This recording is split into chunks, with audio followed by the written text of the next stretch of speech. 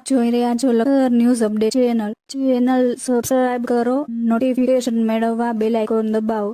લખતર નામદાર court principal જજ દ્વારા મારામારીના ગુનેગારને 6 મહિનાની સાદી કેદની સજા ફટકારવામાં આવતા ચકચાર મચી જવા પામી અસામાજિક તત્વોમાં ફફડાટની લાગણી ફેલાઈ।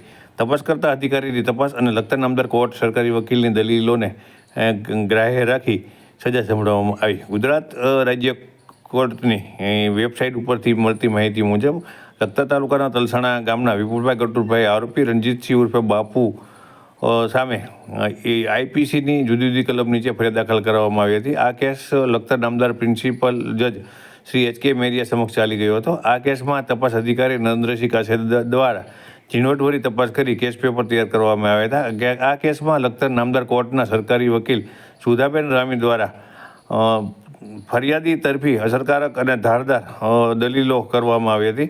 તપાસ કરતા અધિકારીની તપાસ અને લખતર નામદાર કોર્ટ સરકારી વકીલની ધારદાર દલીલને ગ્રાહ્ય રાખી આરોપી રણજીતસિંહ ઉર્ફે બાપુ પરમારને 6 માસની સાદી કેદ અને 1,000 રૂપિયાનો દંડ ફટકારવામાં આવ્યો હતો।